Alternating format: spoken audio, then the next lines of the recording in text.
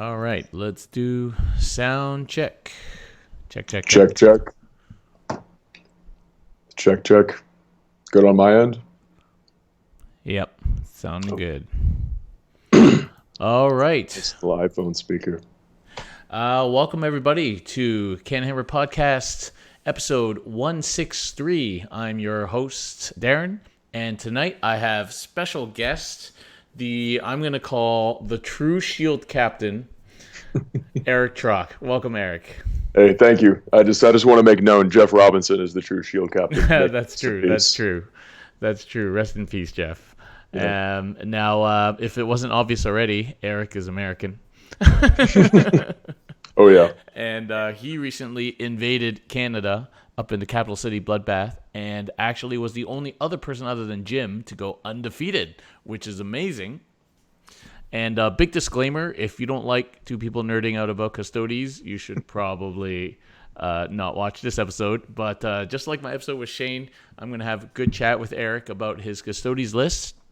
And we're going to talk about his tournament experience.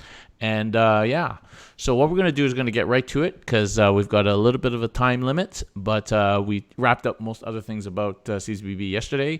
So we'll just get straight into it. So Erik, tell us just a little bit quickly about your background with Custodes and how you came up with your list for CCBB. All right. So I got my Custodes army via prize support from winning so much with the broken Castellan army. I eventually got bored of that and then decided to play an army that I would have fun with. And then as I was going through the book, I collected just random units that I picked up at different stores. Just whatever they had, I grabbed. I knew I didn't want to go like the normal bike route, but I still bought 6 bikes at first.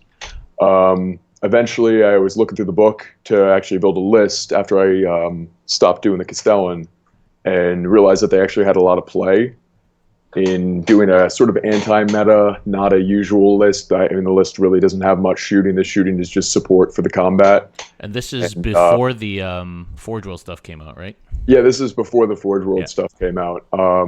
So I started out with Wardens. I used 9 Wardens and I used 4 Lars Terminators. And then after the beta rules came out, I was kind of just going to stay with that. And then Jeff, as previously mentioned, actually turned me on to doing the Aquilon.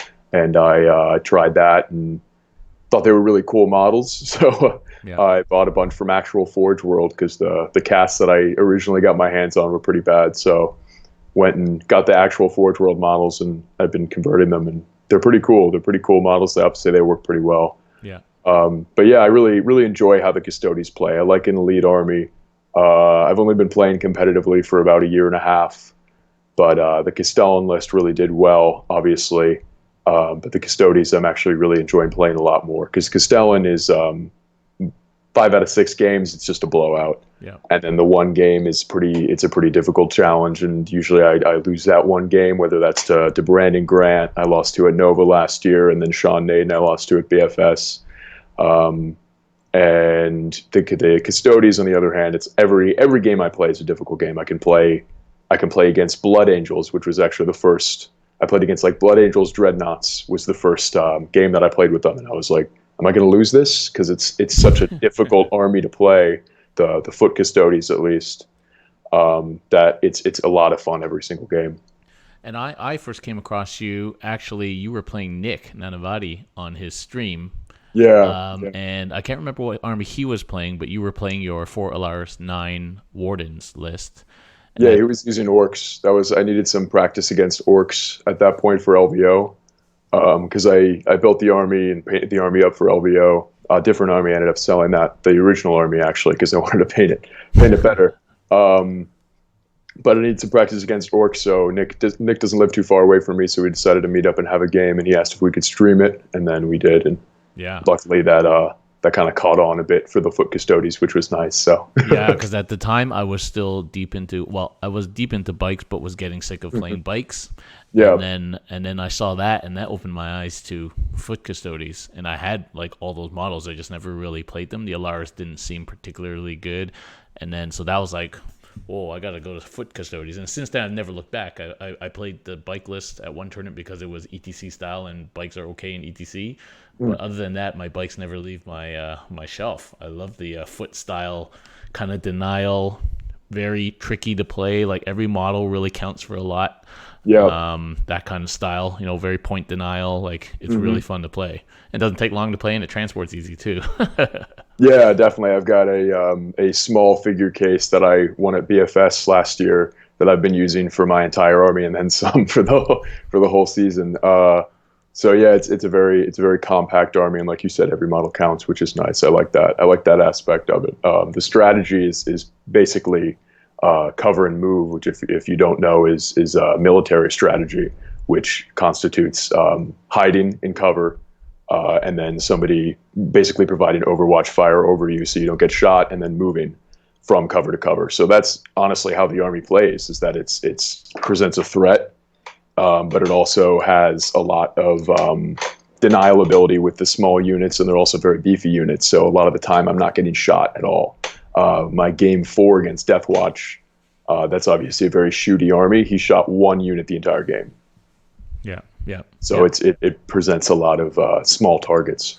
Okay, well, why don't you tell people what your list was and how you came across that list, or how you developed that list? Okay, Because it's it's a little bit. I'll use the pro word skew, although it may not be that skew, but yeah, I don't really know how it skews. It's kind of just weird. The list itself is 1 shield captain on a jet bike. Get that out of the way first because it's a little bit shameful, but you really need it for the mobility. Oh yeah, he's 1 just shield too captain on the jet bike. Trajan Valoris, obviously, and then I have the Vexilla Magnifica, which is on the Vexilla's Praetor. So that's kind of a given as well. That presents the -1 to hit bubble. Then I had at Capital City Bloodbath, I had 2 units of 3 Guardians, all with Storm Shields, and then 1 unit of 4 Guardians. 2 of them had Storm Shields, but the other 2 had the swords from an index option. Then I had a unit of 5 Alaris Terminators and a unit of 6, Aquilon Terminators and a unit of 6 Aquilon Terminators, all have fire pikes. So 11 Aquilon Terminators. Nice. Yeah, that's the whole list. I feel like there should be more, but that's it. So who did you use as your warlord? My warlord, I switched it up this time.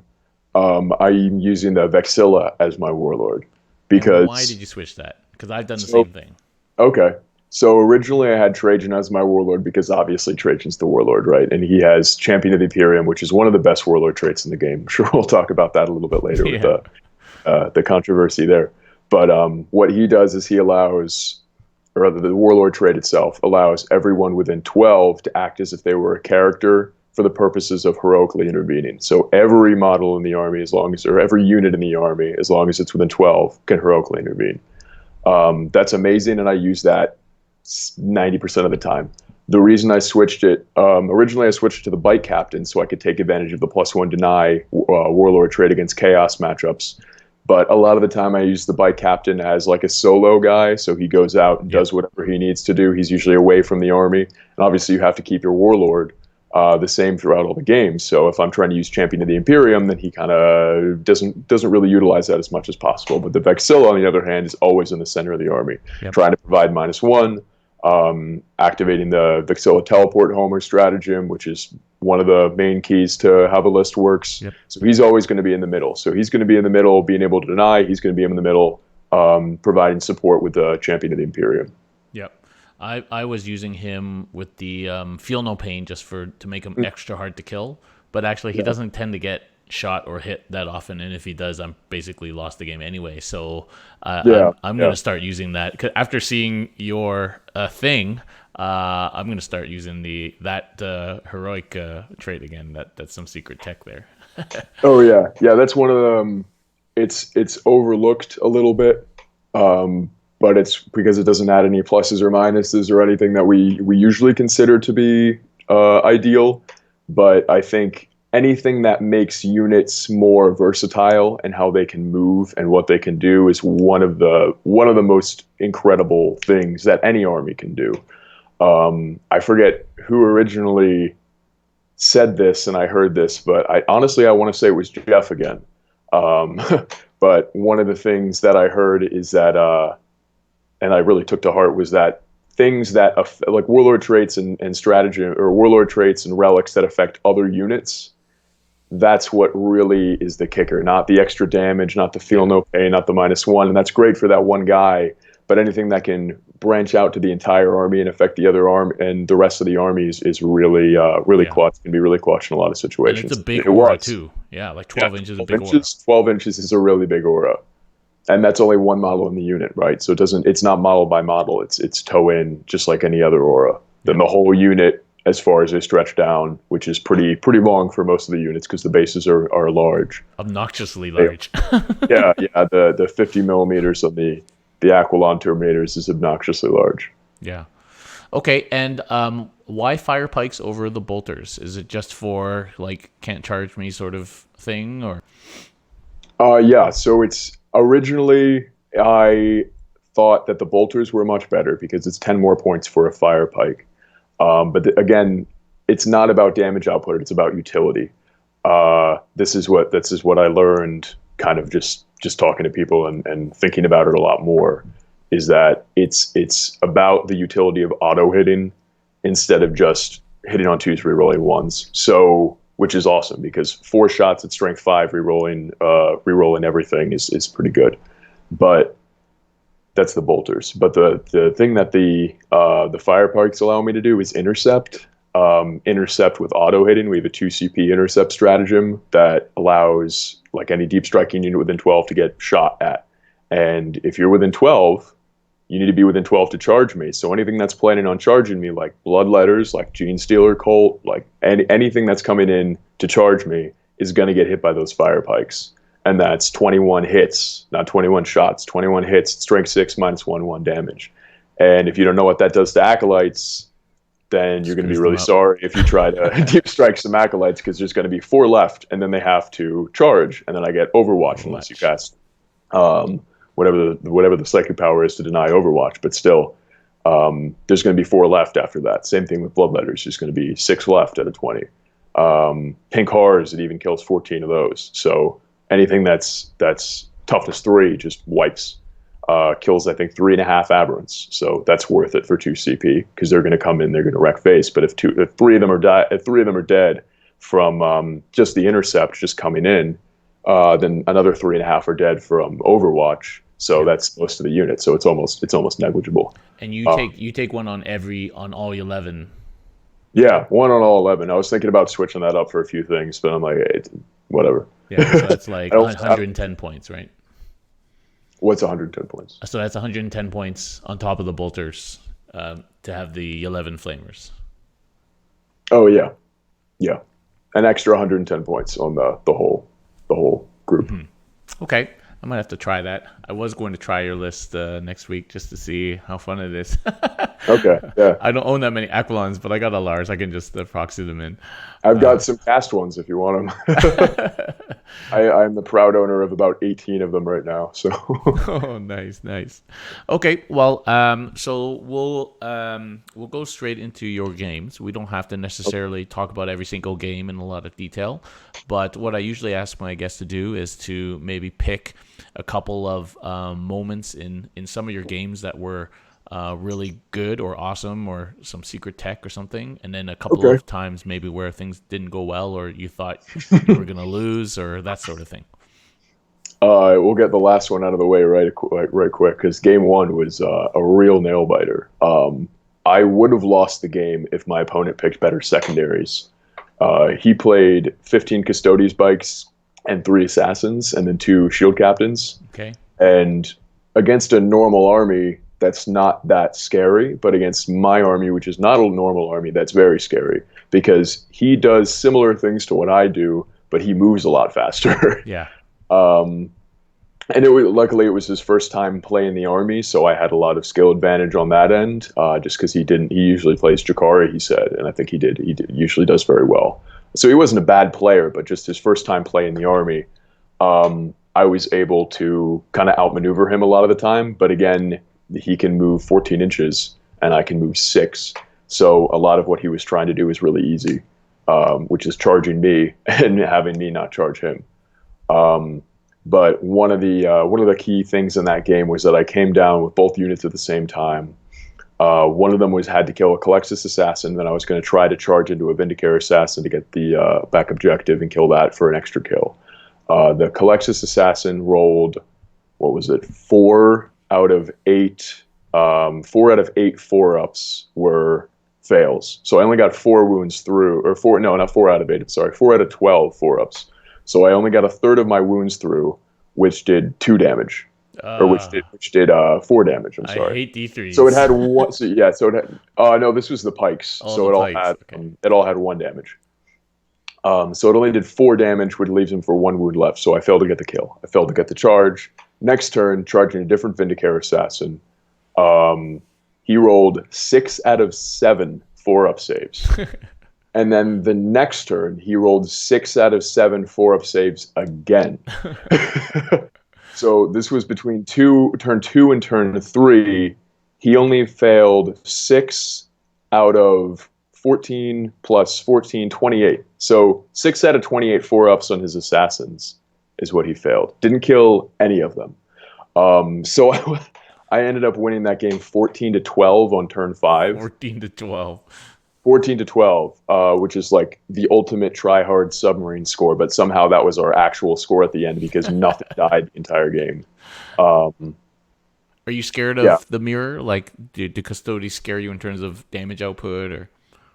Or bikes kind of do now because I never really thought about it before. But they like I said, they kind of do what I do, but a little bit better because they move faster. So they're able to always, if they play correctly, they're able to always get the charge off me, other than that one time that I come down and swoop in with a teleport homer. Yeah. And do you always deep strike both your Terminator units, or sometimes you start one on? No, not always. Sometimes I start one on against. I still haven't played Gene Stealer Colt yet, which I really need to do. In that matchup, I would start both on the field. Yeah, I can't think of it. I did 1-1 my game against Nurgle. The rest of the time, I kept them both off the field. Yeah. Cool. And yeah, I actually haven't played a mirror either. Nobody up here plays Custodes except for me. And like, you go to a tournament, I think there weren't that many Custodes players at our tournament. There were only 5 Caladius tanks. And so, you just didn't meet up with any of them. You happened to meet up in the first round, but that's unusual. I'm not scared of anything that shoots. I'm really not. Yeah. To me, it's like if you play Caladius, it's not really playing Custodes. It's just a gunline army. Like, all gunline armies are the same. They sit back and they shoot. They have different utility, I guess, with the -2 to charge. They have different guns, but like at the end of the day, the list archetype is the same as Imperial Guard, just hits better. Or Knights, just hits better. Knights do have like the aspect of being semi-decent in combat, even with their normal shooty Knights, but tanks are tanks, Yeah. Okay, so that was a narrow victory by possibly the smallest ITC score I've ever seen. Yeah, that was probably the smallest score that I've ever seen that actually played a game out. I mean, if we got to turn 6, it would have been, we each would have scored like 2 or 3 more points. Yeah. So my round 2 was against Thousand Suns, so a lot of smites and a lot of mortal wounds, which I'm terrified of. What a lot of people don't realize is that a guardsman is 4 points, and that's a wound. Custodian is on average 18 points per wound. Yep. So however many mortal wounds I take, that's 5 guardsmen dead. So it's really bad. Before this event, I was 1-5 against Chaos, and I've only lost to Chaos out of 40 games. Because the matchup just really hurts me from the mortal wound output. So going in against Magnus, I was very scared. Really interesting thing about that game is that he went in like hardcore for the turn 1 charge with Magnus and got it against like a unit in my back line. This was the 3 objective mission, so it was mission 2.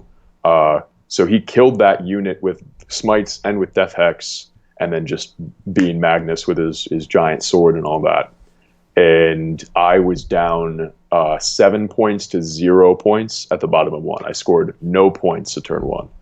And I was able to pull that back. Let's see, I've got my got my notes here. Next turn, I scored 4-1. So obviously Magnus bites it next turn, right? No, I think he survived until turn 3. He survived, and you still survived? Well, I mean, turn 1, I can't do anything really against him, and then turn 2, I can come in with the Terminators and do some wounds. But I think what happened is that turn 3, he went all the way down because I just hid behind the building and avoided the smites as much as possible. Yeah, we ended up 26-19. Okay. Which was a pretty decent score for him. Yeah.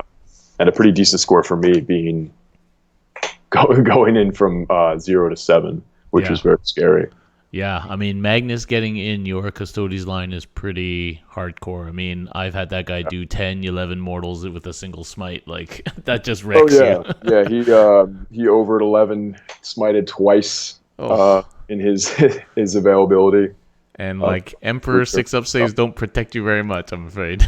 No, not really. That's one of the major changes I'd like to Custodes, is that they all have a flat 5-up against mortals, and then a stratagem for 1 CP to do a 4-up for 1 unit. And I think that would really balance out the list a lot more, or maybe not the list, but the army in general, with everything else and how it can have chaff to avoid mortal wounds. Yeah, or maybe somebody, I was talking to somebody, we could have the sisters brought in to our codex as the Talons, and they could be a cheaper troop choice and give us like or a 4-up deny or something like that. I don't know. That might be interesting. That would be interesting. Yeah. I wouldn't use them personally, just because it doesn't work with a list, because a unit of 10 or a unit of 5 gets seen and gets shot and dies. Yeah. And that's not how I like to play. Well, they need to be a little bit better too. Yeah, honestly, they're not terrible now for what they do. They provided utility of deny for 45 points, I'm pretty sure is how much they are now, which isn't too bad. But just in general, they're kind of underwhelming with anything else. Yeah. Okay, so you got through your bad chaos matchup, and I also hate playing chaos. Yeah. Then I had another bad chaos matchup. Another bad. That's right. You said I said to you, you're now 2 out of 5, and then you paired up against chaos again. I played against Death Garden Demons, so he had all the fancy stuff. Actually no Plague Berries, so not all the fancy stuff. But he had a Nurgle Prince, he had the Poxbringer for healing Mortarion, he had Mortarion, he had Death Shroud Terminators. So going in on that matchup, I was like exhausted out of my first 2 games because they were both very tight. But the guy turned out to be one of the most relaxing, like gentle people that I've ever played 40K against. Paulo, he's a fantastic guy. I knew from like the get-go he was just very nice, very relaxed player. He had an air about him that was just calming, so that was very welcome. I ended up doing pretty well in that matchup just because he wasn't entirely sure what my list could do. And I knew everything that his list could do. So he played pretty well, but I was able to really take out Mortarion when I needed to, get the charge off on him, reduced him to 1 wound because I actually forgot one of the stratagems of reroll or getting extra hits on 6s against chaos. I always forget that. It's so necessary against stuff like that, but it slipped my mind. But he was only able to do a few wounds against some Guardians. With Mortarion on his last legs, and then I was able to finish him off the next turn before he could do anything. Yeah. So that was a great game and a great way to end the day. Yeah. Against Mortarion, it's just timing. It's like, because if he gets the jump on you, you lose a lot of guys. Well, a big thing with the mono Nurgle is that he doesn't have access to mono Nurgle you could, but for Death Garden Demons he doesn't have access to warp time. Yeah. So he's only moving 12 inches, which is not very scary. Yeah. And obviously he's got the Death Shroud, so he's trying to keep up with the Death Shrouds are trying to keep up with him as well. I was able to kill most of them with shooting, and then I failed a 5-inch because that was the round that I had 1 unit of Aquilon start on the table because he didn't have that much shooting. I wasn't worried about it. So the other one came in with the Homer, made the charge. Obviously, the unit of 5 started on the table, and they failed a 5-inch charge to get in with Mortarion. So it was only the 1 unit of Aquilon that was able to take out Mortarion because I think he rolled pretty poorly on his 4-up saves. Yeah, wasn't expecting it to happen. Yep, it shouldn't happen statistically. That puts you at 3 and 5 against Chaos. 3 and 5 against Chaos. Nice. Yep. That makes me happy. And so you finished the first day 3-0. Was Yep. quite near the top of the standings. And Well, actually, I was the lowest. I was the lowest undefeated at that point, and I think I was the lowest undefeated the entire tournament because of that initial 14 point win, and then a 23 point win from round two. It's just like at the bottom of the barrel. yeah, But I was able to scrape my way up until like round five and round six were both obviously very difficult. But round four was against Deathwatch. That was a match that I really prepared for because I had only played against like half Deathwatch before. Didn't really know much of their tricks before I could look it up, and then I looked it up and found out it's all against Xenos, so I didn't really have to worry that much. yeah, And I knew if I played well, I would get shot, and I didn't. Another great sport. I mean, everybody I played was fantastic sports. Every opponent that I had was great. yeah. This guy again really stood out as a really cool guy to play against. We had our tournament was pretty Custodes friendly in terms of terrain. There was a lot of terrain on most tables. I mean, so you can definitely. there wasn't a lot of enclosed ruins, Yeah. which is okay. But I take advantage of those pretty well. But the match against Deathwatch actually had the least amount of terrain of any of my tables. It had two small L's, like Nova style L's, and then the two middle pieces of terrain, like in the middle of the Dawn of War deployment zone, were both tiny, not line of sight blocking at all. And then there was four ruins, which were also pretty. They were like rocks. There was a big lava themed table.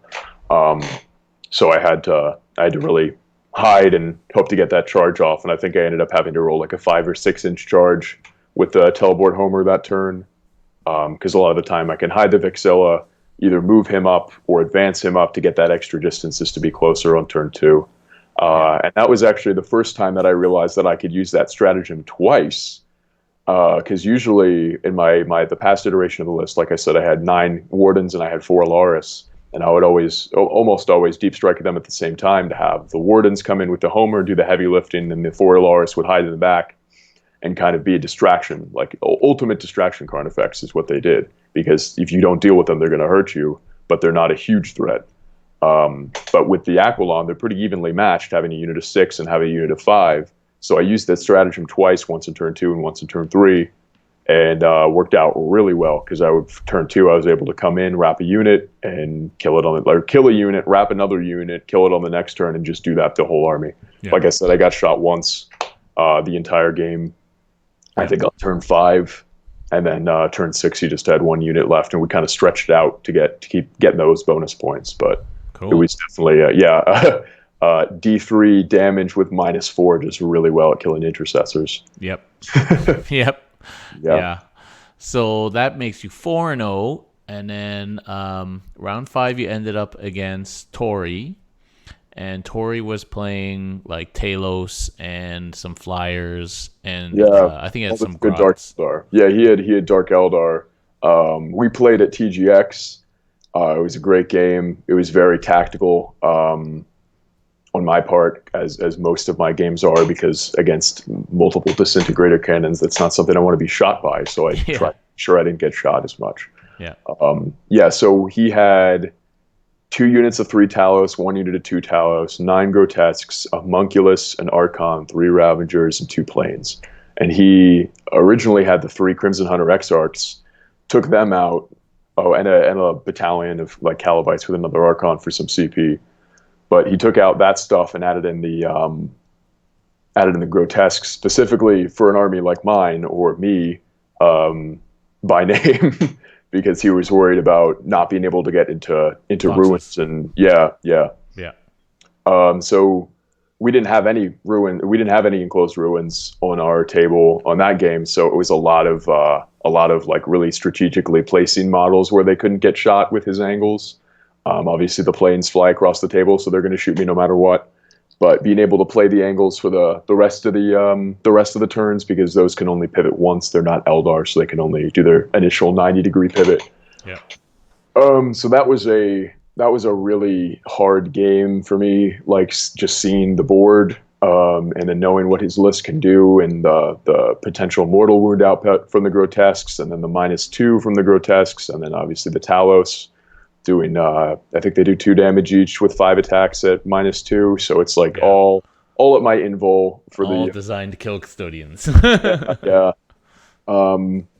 Yeah, let's see. I've got some notes of the game that might be nice to go over. I definitely one thing that happened was oh yeah, here it is. So one of the major plays that I made was he put his one of his what are the Dark Eldar flyers called? Void Something, something? not Void void, Void whatever. Yeah, Raven? Void Raven? Something like that? that's the bomber. The other Oh. one, not the bomber. Um, The one with the disintegrator cannons. Anyway, yeah. flies up to shoot my guys. I have my shield captain. I'm like, all right, well, I'm gonna stooping dive. So if you don't know what that is, it's in your opponent's turn. You charge them, and then you go first. That's it. It's 3 CP. You charge your opponent with bikes, which is incredible. So I did that, and I was like, okay, well, he's got 5 attacks, strength 6, reroll wounds, reroll hits, and then D3 damage each. So he's probably not going to kill you on this turn, but then on my turn, he's going to kill you. And he was like, all right, I'll Vect that. Since he left the battalion, he didn't have that many CP. So he didn't have another 4 CP to Vect my stratagem to come in. So that was a strategic play by me. I didn't care about killing his flyer. I cared about baiting that Vect, because he's either going to use that Vect and screw himself over, or he's going to just give me an easy kill. So either way, it works out in my favor.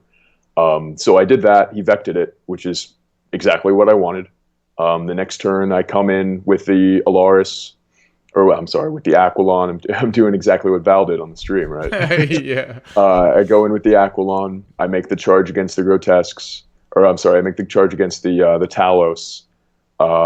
So I kill enough of the Talos, which was fantastic. And then I also deep struck the unit of 5 inside of a building, but also 9 away from Grotesques and 9 away from a Ravager. And I'm like, all right, I'm gonna hide them behind this building, so he's not gonna be able to get in with anything. He wouldn't be able to draw a line of sight with anything. Then I'll have them to come and get the bonus point next turn. I ended up rolling boxcars on that charge roll. Nice. So I got into that Ravager, killed it super easily, because again, -4 D3 damage with a lot of attacks.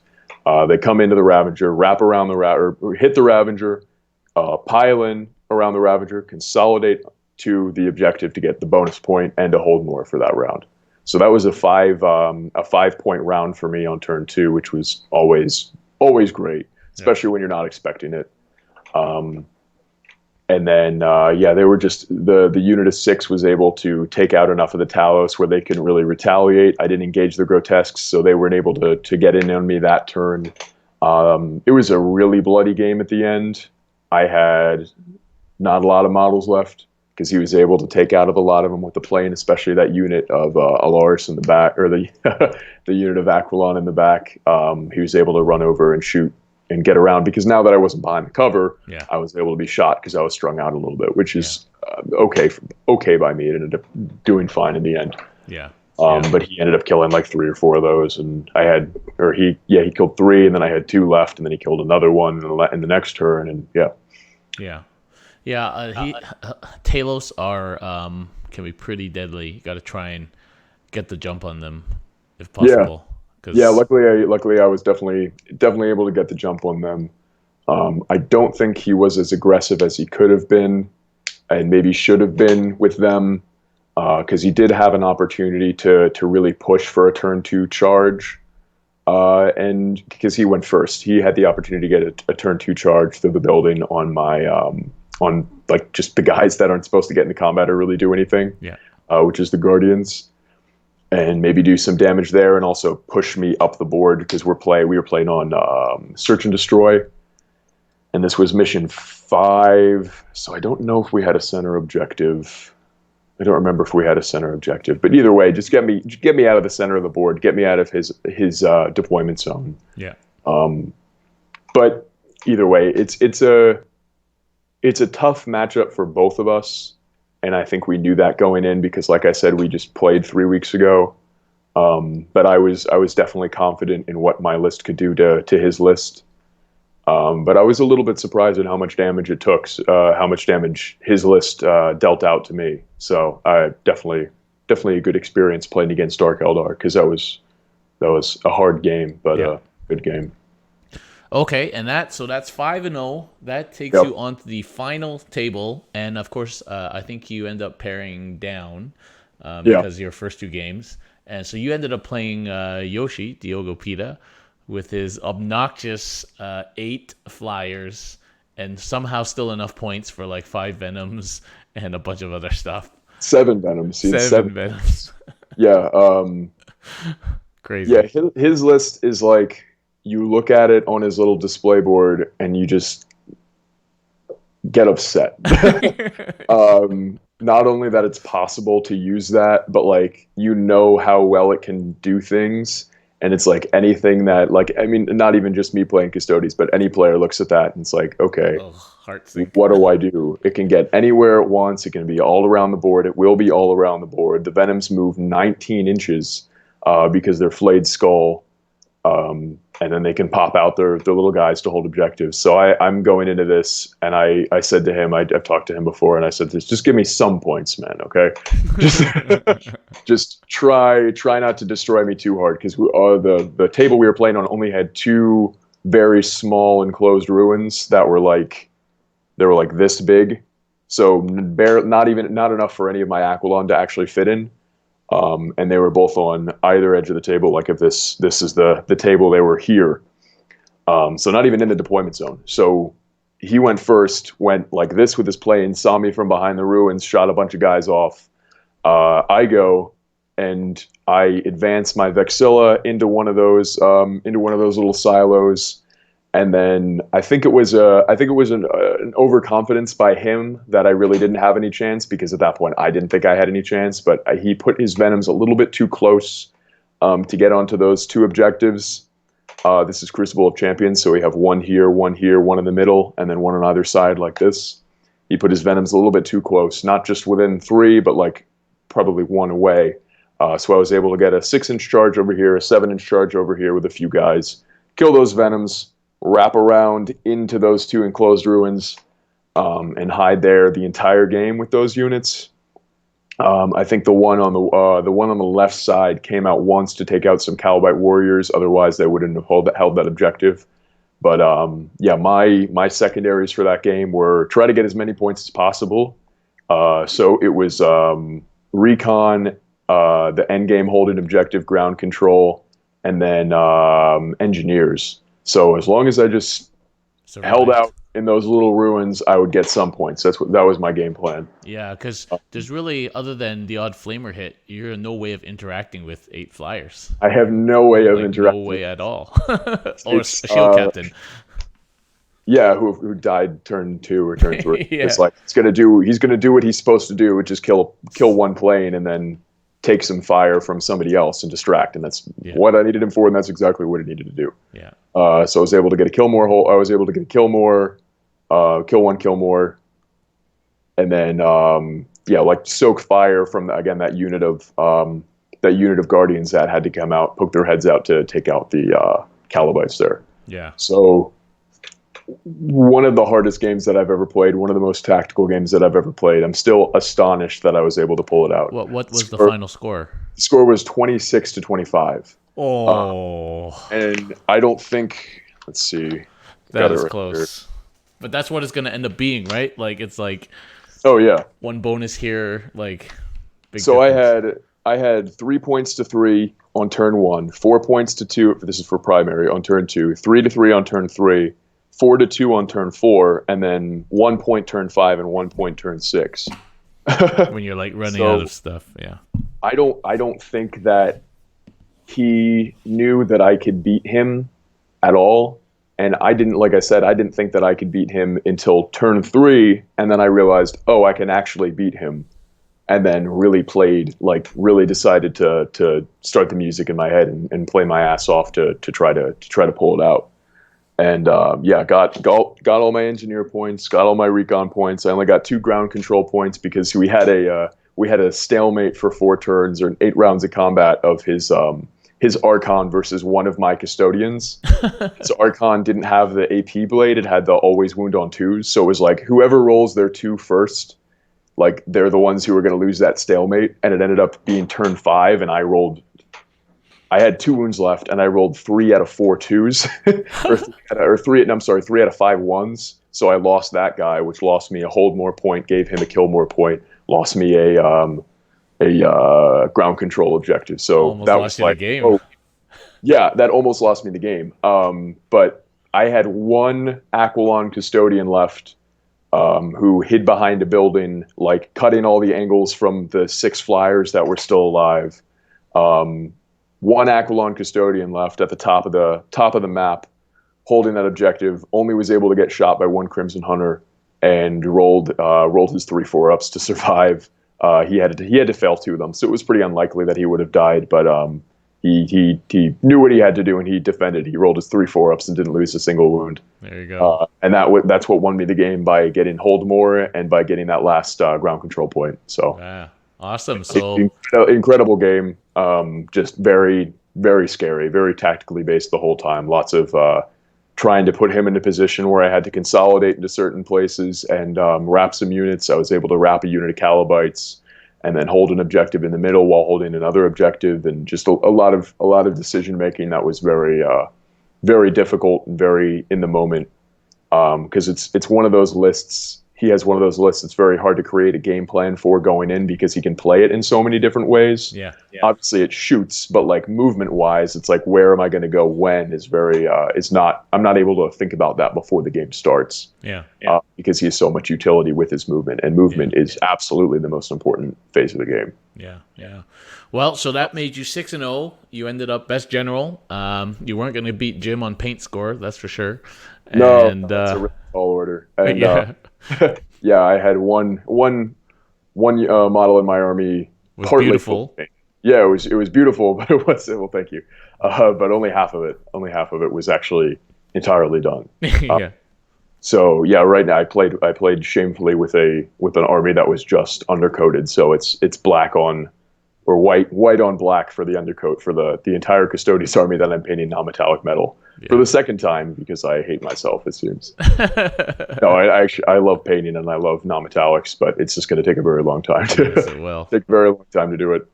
So you ended up as best general, of course, which is amazing. Congratulations. Thank you. And 118 people, 6-round tournament. That's no easy feat, no matter what army you're playing. So and super awesome that it was a pure Custodes list with no Caladius tanks. That's just No amazing. Caladius tanks. Don't need that.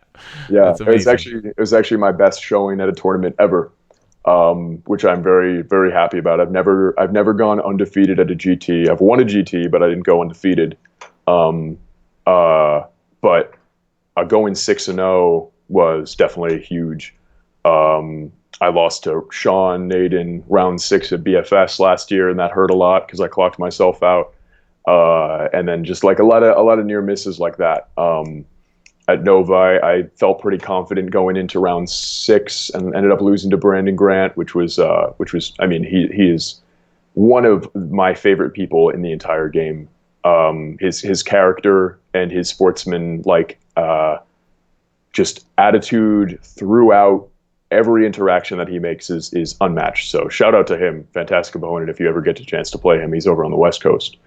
Obviously he won the ITC last year. But lots of near misses, and I was really happy to be able to pull out that 6th game, which was what I was most concerned about. I knew I was going to lose. I mean, going into it, I was like, "There's no way I can lose." And my goal for the weekend was to go 5-1 and get like 5th place, something like that. Yep. And I ended up going 6-0, getting best general, and getting 2nd place to the king. So happy about that. Very happy with that. Yep, it's amazing. Congratulations. I'll ask you one more question, and I'll let you go because I know you got to go. Any changes you're making to your list, or are you going to carry on with the 11 Terminators? To be determined. We'll see. I'll have to update you on that. And where are you off to next? Next, I have a charity tournament for the SoCal Bulldog Rescue in honor of Jeff Robinson. That's going to be in Boston on the 14th of September. Nice. That's being run by my friend Corey up there, and I'm running actually a charity auction or charity raffle for some models that are being like actually professionally painted by a few people. I'm painting Trajan Valoris. We're getting donations from Joe Bear, who's won best overall at Nova. He's actually the man who inspired me to start Custodes with his incredibly painted list. He's donating the trophies. He's donating a Valdor model. Israel Sanchez, who is Jeff's commission painter over in California, he's donating, I think, a Knight and a Keeper of Secrets. Kenny Boucher is donating a model, and we actually might have some other people, big names, big hobbyists in the community donating some of their models as well for that. So that's going to be up and running. I'll keep you updated on that. So hopefully you'll post that. But the tournament's in Boston. That's going to be on the 14th of September. So I'll be there playing, and then also there's not going to be really much for me to do running the raffle there at that point. But yeah, that'll be a very good time. Are people able to participate in the raffle even if they're not at the event? Yes. Yeah. Okay. So that's what I'm in charge of. I'm trying to get a site up because it's very hard to host a raffle because of the gambling laws. Yeah. Yeah. So luckily that there's websites for that, kind of like GoFundMe, Okay. but for raffles. So once I get some like pictures of the models, because we're all finishing them now. Once I get some pictures of the models, I'm going to start that up and then post that everywhere. Yeah. So yeah, anybody can donate. Shoot it through to me, and yeah, I'll definitely post it around and put it everywhere I can. So that'll be awesome. Great. Yeah, and then again, all proceeds going to the SoCal Bulldog Rescue because that's Jeff's charity. That's right. Obviously, I'm sure a lot of you know who Sir Barristan is. His adorable orc-like bulldog. Yeah. Yeah, he definitely had a. I mean, if you're friends with him on Facebook, you know he has a soft spot for animals and fantastic animal videos that he would share. That's right. And are you going to Nova or?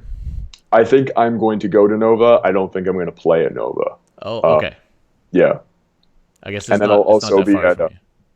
Yeah, it's like 4 hours, so it's a great con. Nova was my favorite event last year, and it had, other than Capital City Bloodbath, which was an amazing tournament.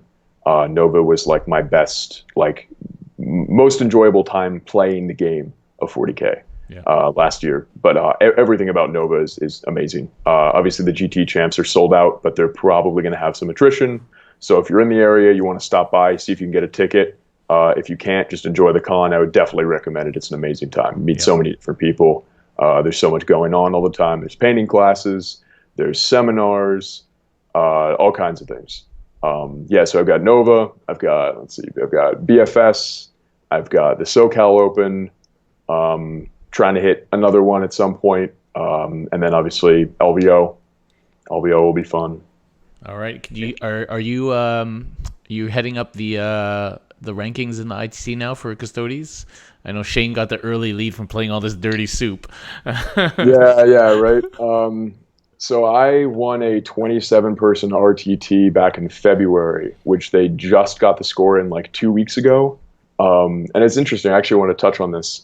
Jim was talking about the algorithm yesterday, and I got 195 points for a 3-round RTT. So there's got to be some shenanigans going on. Something going on there, yeah. There's it's got to be something where, like, if you make it to the top with not a lot of with having multiple undefeated, because like Jim mentioned as well, he had 15 more points than I did, and we both went undefeated. And usually the jump between first and second isn't that high. So it's probably the top battle points getting some favor in that. But I don't know. But like I think I mentioned this to you, I would be top Custodes if I had 198 points or something that I needed to get for this tournament. I ended up getting 220.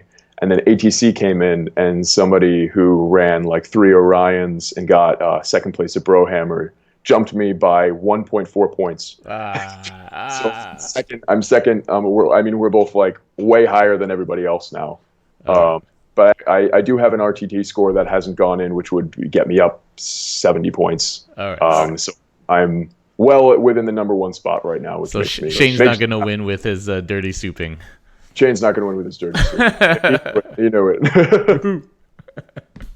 Shout out to Shane out there. Yeah, super. Yeah, he's a great guy. All right, cool. Well, thank you very much, Erik, for joining me and talking about your amazing trip at CCBB. And we wish you luck at your future tournaments. And hopefully we'll get you on again when they finally finalize our beta rules. And hopefully Yeah. Not too much has happened. I doubt anything's going to happen with what I bring to the table, but all those dirty Calidus tanks are Oh going to yeah, go away. Callus is going down. uh, Yeah. Cool. yeah. Okay. Well, thanks very much for joining me, guys, and everybody on the stream for watching. And we'll catch everybody next time. All right.